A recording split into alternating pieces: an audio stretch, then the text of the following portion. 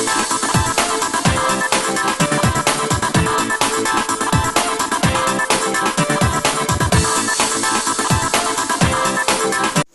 लोगोफोर, आं मिजिं बर' नोंथांमोना नायगासिनो मिजिं बर' चेनेल। लोगोफोर, दासो बहुत गिदिर इउटुबनिफ्राय मोनसे मनेटाइजेशन पलिसि गिदिर मनेटाइजेशन पलिसि फैदों, माने बहुत स्ट्रिक्ट जाहैबाय। थारमाने इउटुबाबो बहुत हमना मोनबायथ', तारमाने जोंनि फाल्तुफोरखौ बहुत सैतान खालामगासिनोथ' इउटुब चेनेल खुलिग्राफ्रा इउटुबारफ्रा।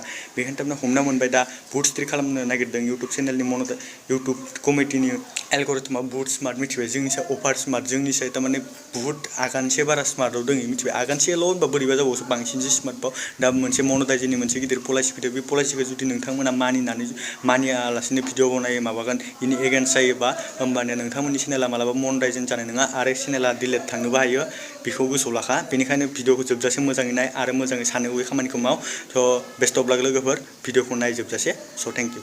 आंथ' नोंथांमोनखौ बुंदोंमोन, तारमाने इउटुबनिफ्राय गोदान कमेडि गाइडलाइन्स फैदों, बेफोरखौ नोंथांमोना फालिबानो जाबाय, मोजाङै फल' खालामबानो जाबाय। नङाबा नोंथांमोना जा सिमां लाना फैदोंमोन इउटुब चेनेल खुलिनानै फैसा माबागोन, फिउचार दागोन, सिमां बायदि बायदि नुदोंमोन, न' लुगोन, माबा लुगोन, हेन लुगोन, टेन लुगोन, माबा माबि लागोन, बेफोरबायसा क्रिएटर जागोन, फेमास जागोन, बेफोर सब फेलें थांजोबगोन लोगोफोर। बेनि थाखायनो नोंथांमोना बे कमेडि गाइडलाइन्सफोरखौ मानिबानो जाबाय।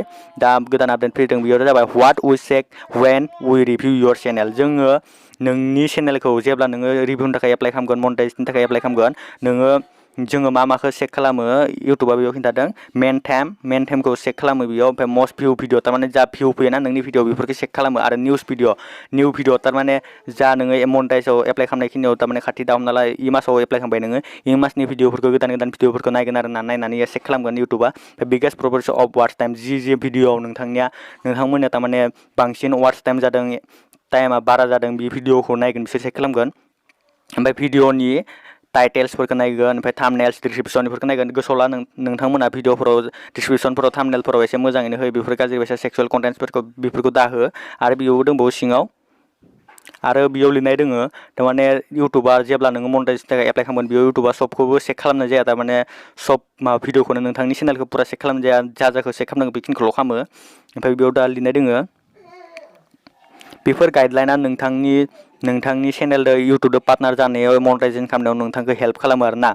आरो जुदि नोंथांमोना बे इउटुबनि प्राइभेसि पलिसिखौ जुदि नोंथांमोना फालियाब्ला ना, नोंथांमोननिया मनेटाइजेशनबो जानाय नङा, इलिजिबोलबो जानाय नङा, आरो इउटुबनिफ्राय नोंखौ रिमुभ खालामनाय जागोन, मिथिबायना लोगोफोर? बयबो बे इउटुबनि प्राइभेसि पलिसिखौ फालिनानै तारमाने माबानो हायो आरो ना, इउटुब चेनेल खुलिनो हायो। ओमफ्राय बेयाव दोङो स्पाम, डिसिप्टेड, पार्टिसिपेट्स एन्ड स्काम, बेफोरबायदि भिडिअफोरखौ दा सेक्सुवेल कन्टेन्ट, बेफोरबायदि गाज्रि भिडिअफोरखौ दा होखा। आरो कपिराइट स्ट्राइक फैबा नोंथांनि चेनेला मनेटाइज जानोबो गोरलै नङा, तारमाने गोरायैनो जाहैबाय आरो ना। नटी एन्ड सेक्सुवेल कन्टेन्ट बेफोरखौ दा होखा। आरो चाइल्ड सेफ्टि जेरै हमना ला नोंथांमोना भिडिअ बनायगोन, दा माबा मोनसे तारमाने गथ'फोरा नायनाङा भिडिअ, बेफोरखौ नोंथांमोना जुदि गथ'नि थाखाय भिडिअ होननानै आपल'ड खालामनो हागोन, बेयाव नोंथांमोना चेनेला डिलीटबो जानो हागौ।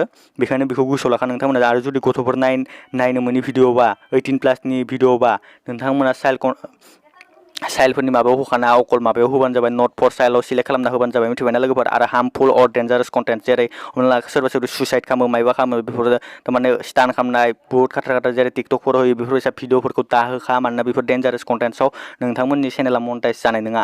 हेड स्पिच, जेरै गाज्रि भाषाफोर बुंनाय, बेफोरखौ नोंनि चेनेलाव नोंथांमोना दा होखा, नङाबा मनेटाइज जानाय नङा। आरो बेयाव साइबार क्राइम, जेरै हेकिं, माबा बेफोरबायसा सिखाव खावनाय, माबा खावनाय, बेफोरखौ दा होखा, नङाबा नोंथांमोननि चेनेला मनेटाइज जानाय नङा।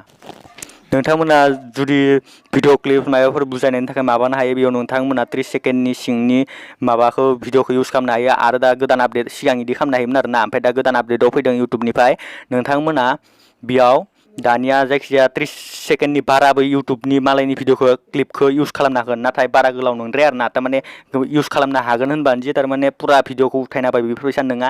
तारमाने जायखिजाया क्लिप, माने जेरै हमना 30, 40 बेफोरबायसा सेकेन्डआनो जायो आरो ना, बेफोरबायसा सेकेन्डआनो जायो, 1 मिनिट 2 मिनिट बेफोर नङा आरो ना।